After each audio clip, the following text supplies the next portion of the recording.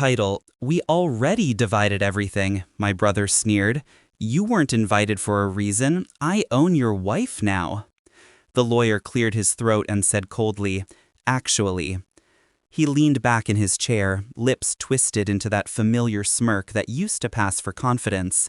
We already divided everything, my brother said, his voice dripping with arrogance.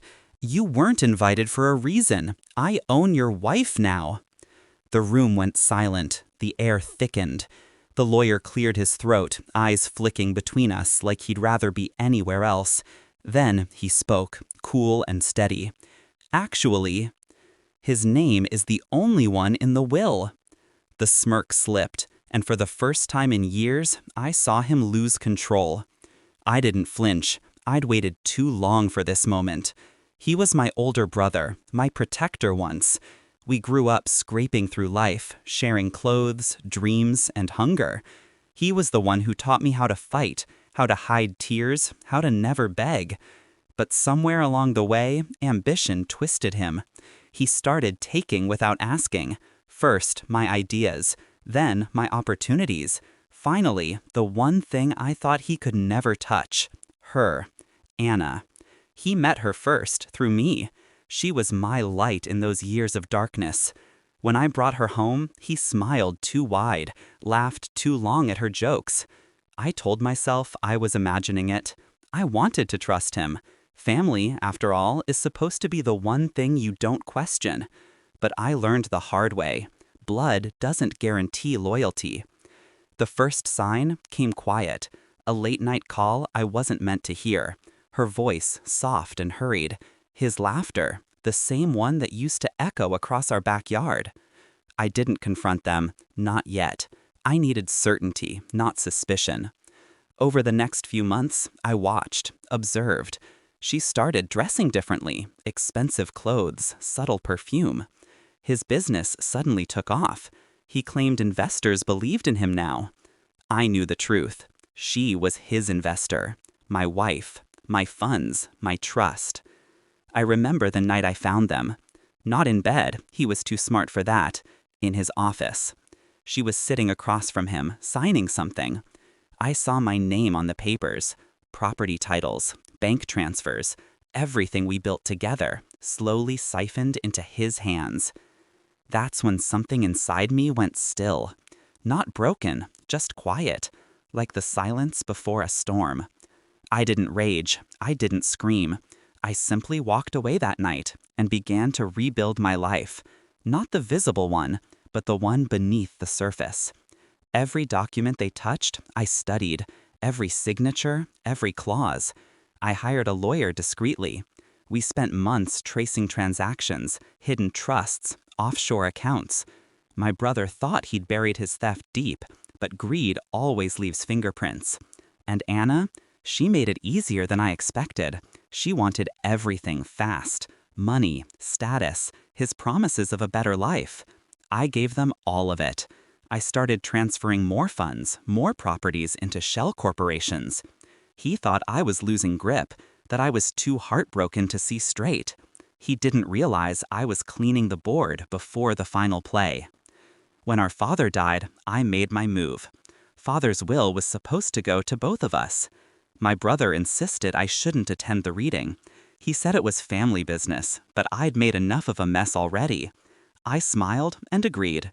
He didn't know that the lawyer he'd been bribing was no longer under his payroll. A year earlier, I'd bought his silence, with truth.